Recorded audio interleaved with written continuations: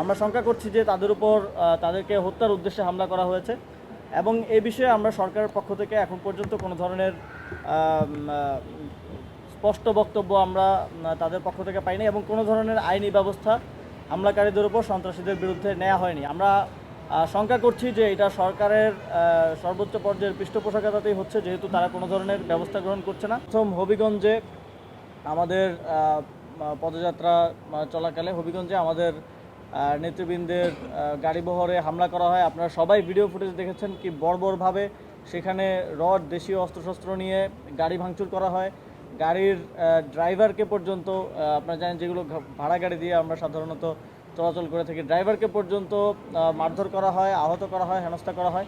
আমাদের যেই media team ছিল সেই টিমের সদস্যদের, যারা হয়তো প্রফেশনালি আমাদের সাথে এই সার্ভিসটা দিয়ে থাকেন, তারা আমাদের দলীয় সদস্যও না সবাই, তাদেরকেও মারধর করা হয়, হামলা করা হয়। তাদের অনেকগুলো গ্যাজেট সেখান থেকে ছাত্রদলের হামলাকারীরা চুরি করে নিয়ে যায় এবং আমাদের কেন্দ্রীয় নেতৃবৃন্দ, সিনিয়র নেতৃবৃন্দের উপর হামলা করা হয়। আপনারা দেখেছেন সার্জিস আলম আহত হয়েছেন, নাসিরুদ্দিন পাটোয়ারি সহ বাকিরাও হামলার শিকার হয়েছেন।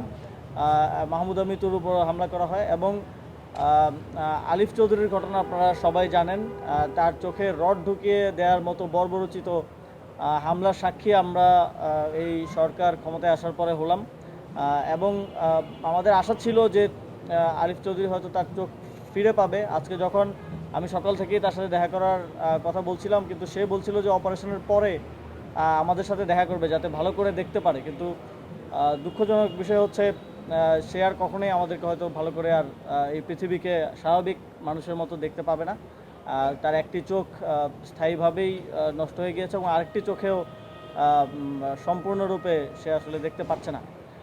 তো এই বয়সে তার পুরো জীবনটাই সামনে পড়ে আছে। এই বয়সে এত বড় একটা প্রতিবন্ধকতা তার জন্য, তার পরিবারের জন্য, এটা খুবই বাজে একটি ঘটনা এবং আমরা হয়তো আজকে আলোচনা করব, কালকে ভুলে যাব, কিন্তু তাকে এই স্মৃতিটা সারা জীবন, এই প্রতিবন্ধকতা সারা জীবন বয়ে বেড়াতে হবে এবং তার পরিবারকে এটার মধ্য দিয়ে যেতে হবে। এবং খুবই দুঃখজনক ঘটনা যে জুলাই গণঅভ্যুত্থানের পর এবং একটি নির্বাচনের পর আমরা একটি গণতান্ত্রিক পরিবেশ এই রাষ্ট্রে আমরা প্রত্যাশা করেছিলাম, যেখানে আমাদের বাক স্বাধীনতা থাকবে, আমরা আমাদের রাজনৈতিক সভা সমাবেশ কর্মসূচি করার যে সাংবিধানিক অধিকার সেটা আমরা প্র্যাকটিস করতে পারবো। কিন্তু দুঃখজনক হলেও সত্য, আমরা এর আগে দেখেছি ঝিনাইদহে এনসিপির নেতৃবৃন্দের উপর হামলা করা হয়েছে এবং এই হবিগঞ্জে হামলা করা হলো এবং আজকেও যখন আমরা এখানে কথা বলছি, কিছুক্ষণ আগে, প্রায় 2 ঘন্টা আগে সিলেটের গোলাপগঞ্জ দিয়ে যাওয়ার সময় আমাদের এনসিপির গাড়িবহরে হামলা করা হয়। আমাদের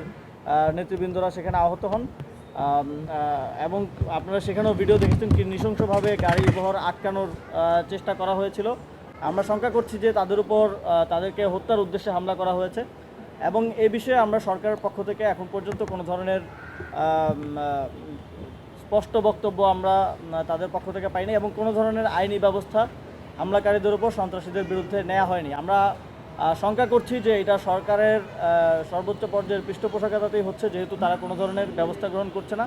এবং আপনারা দেখেছেন যে গতকালকে যখন হামলার পরে মামলা করার জন্য আমাদের কেন্দ্রীয় নেতৃবৃন্দ, আমাদের আহ্বায়ক নাহিদ ইসলাম সহ